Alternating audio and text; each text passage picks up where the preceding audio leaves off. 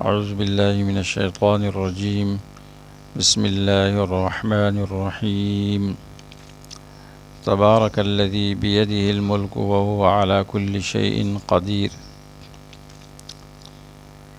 سورۃ ملک سے لے کر سورۃ مزمل تک یہ 8واں باب ہے۔ اس میں 6 صورتیں ہیں۔ یہ 6 صورتیں ایک مضمون پر چل رہی ہے۔ مشترکہ مضمون ان 6 صورتوں میں نفی شرک فی البرکات اور منکرین کے لیے تخویف اخروی کہ برکات دہندہ صرف اللہ کی ذات ہے اور ان کے لیے تخویف ہے جو غیر اللہ کو برکات دہندہ سمجھتے ہیں۔ پھر ہر صورت کی اپنی اپنی خاصیت ہے، اپنا مقصد ہے، اپنا موضوع ہے، لیکن مشترکہ مضمون سب میں یہی ہے۔ سورۃ الملک مکی صورت ہے۔ سورۃ الطور کے بعد نازل ہوئی ہے۔ نزول کے اعتبار سے 77 نمبر صورت ہے۔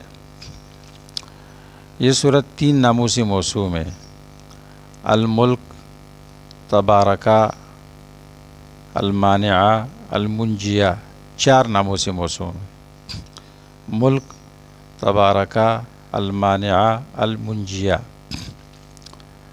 الملک اس کا نام اس لیے ہے کہ یہ مکمل صورت اللہ کی تدبیر، اپنی بادشاہی میں اللہ کی تدبیر کے گرد گھوم رہی ہے اور اسی سے بحث کر رہی ہے۔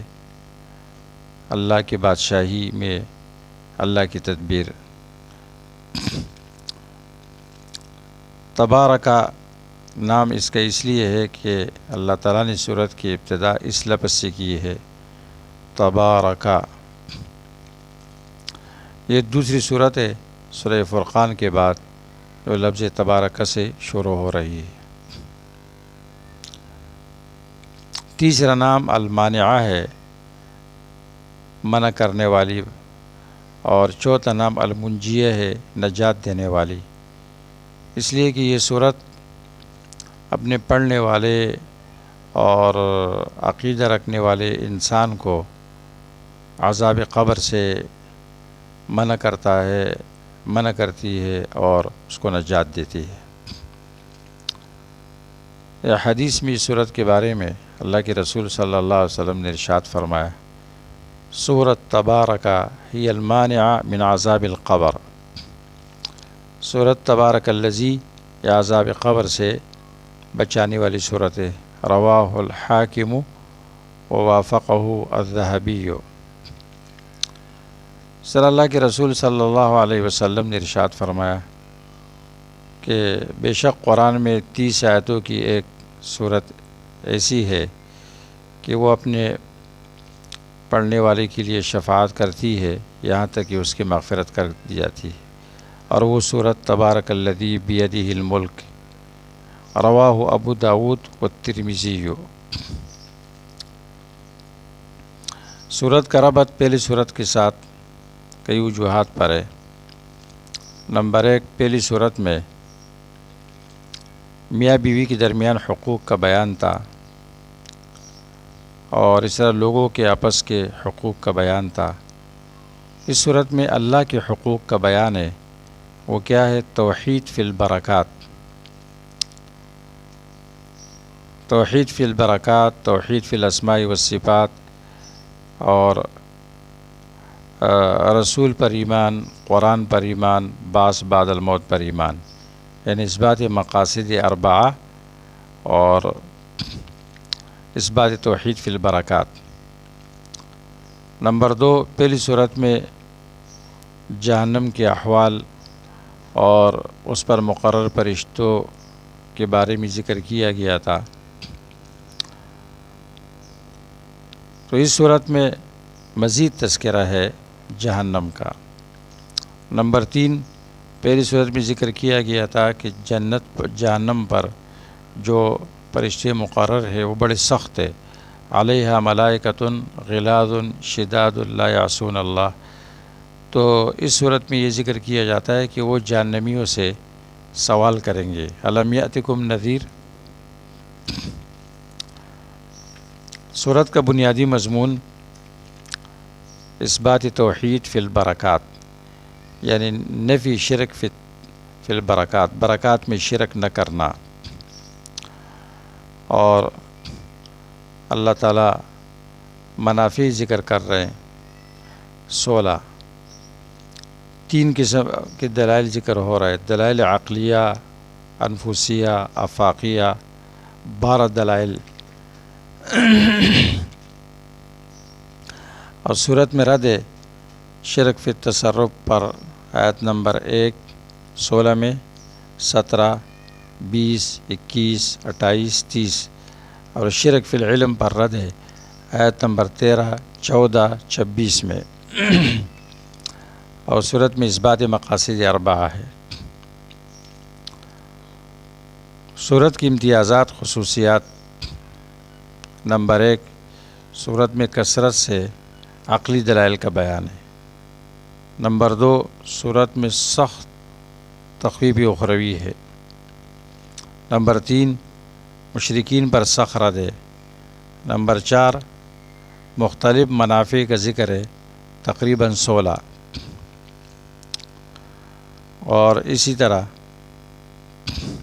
نمبر 5، اس بات کا بیان ہے کہ جو وحی کو نہیں سنتا ہے، عقل استعمال نہیں کرتا ہے، تو یہ 2 چیزیں اس کے عذاب کے لیے سبب بنتے ہیں. قالوا لو كنا نسمع او نعقل ما كنا فی اصحاب السعیر. صورت ملک کے فوائد و لطائف کا بیان.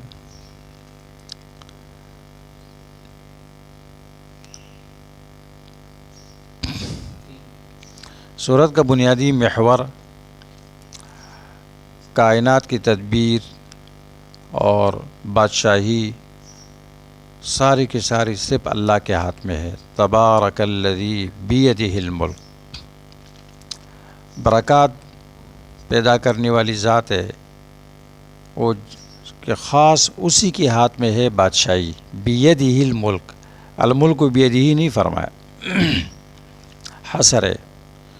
تو کائنات کی تمام تدبیریں اور سارے کے سارے بادشاہی صرف اور صرف اللہ کے ہاتھ میں ہے. تو کیا معنی؟ نبی کے ہاتھ میں نہیں ہے، ولی کے ہاتھ میں نہیں ہے، جن کے ہاتھ میں نہیں ہے، فرشتوں کے ہاتھ میں نہیں ہے، کسی پیر فقیر کے ہاتھ میں نہیں ہے.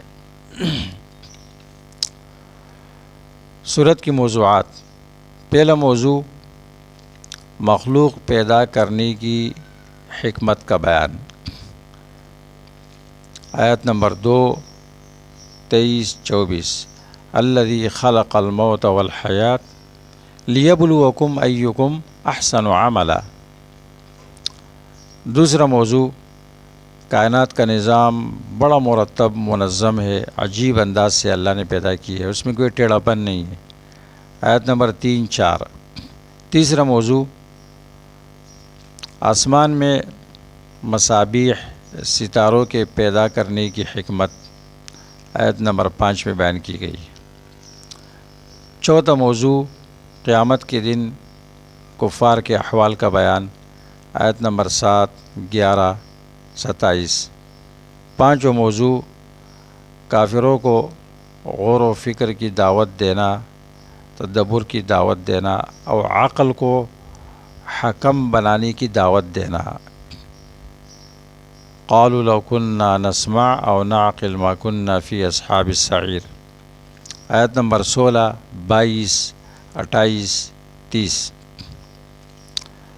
صورت میں لفظ تبارکہ اول آیت میں ذکر ہوا ہے ملک یعنی بادشاہی کی ذکر کے ساتھ. تبارک الذی بیدہ الملک. یہ اس بات پہ دلالت کرتا ہے کہ اللہ کی برکت عام ہے اور تمام اس کی بادشاہی تمام بادشاہی کو شامل ہے.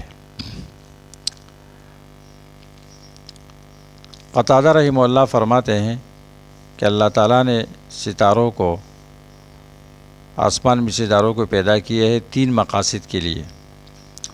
اس میں سے 2 مقاصد سورۃ ملک میں ہے۔ پہلا مقصد رجوم للشیاطین، شیاطین کو مارا جاتا ہے اس سے۔ نمبر 2 زینا السماء، آسمان کے لیے زینت ہے۔ اور تیسرا مقصد سورۃ انعام آیت نمبر 97 میں لتہتدوا بہا فی ظلمات البر والبحر، اس کے ذریعے راستے معلوم ہوتے ہیں سمندر و خشکی میں۔ یہ مقاصد ہے۔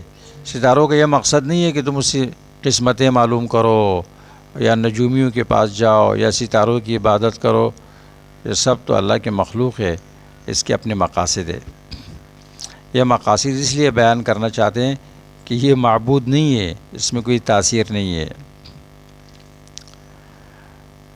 آیت نمبر 8 سے یہ بات معلوم ہوتی ہے کہ اللہ تعالیٰ اس شخص کو عذاب نہیں دیں گے جس تک دعوت نہیں پہنچی اور حجت قائم نہیں ہوئی۔ الم یأتکم نذیر، ڈرانے والا نہیں آیا تھا؟ تو کہ بلا قد جاءنا نذیر، آیا تھا فکذبنا۔ فامشوا فی مناکبہا وکلوا من رزقہ، اس آیت میں دلیل ہے کہ حصول رزق کے لیے انسان اسباب اختیار کرے، اسباب اختیار کرنا واجب ہے، اور ایسا نہیں ہے کہ بغیر اسباب کے وہ توکل کر کے بیٹھے۔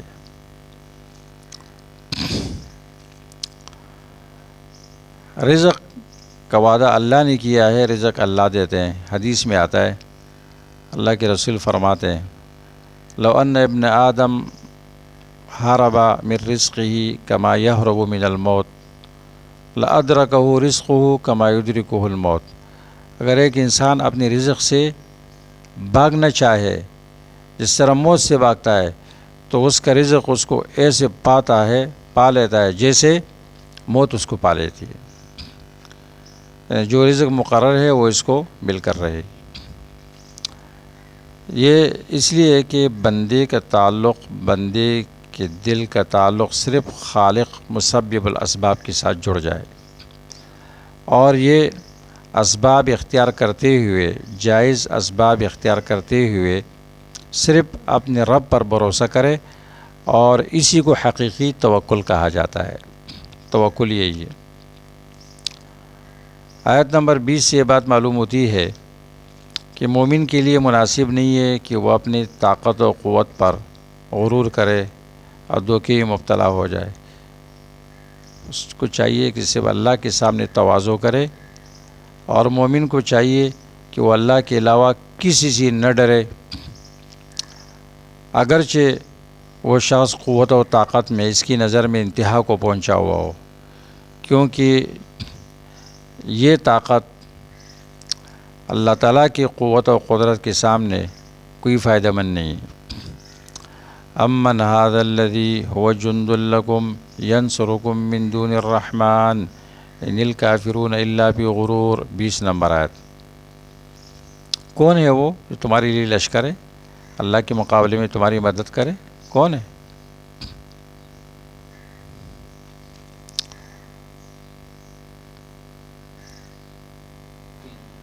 سورت کے آخری آیت میں دلیل الزامی مسکت دندان شکن جواب ہے۔ قل ارأیتم ان اصبح ماؤکم غورا فمن یأتیکم بماء معین، پیغمبر ان سے کہہ دو اللہ تمہارے پانی کو گہرائی میں لے جائے تو کون ہے جو اس کو اوپر چشمہ نکال کے نکالے؟ یہ اللہ ہی نکالتے ہیں، اور اس کا جواب کسی کے پاس نہیں ہے۔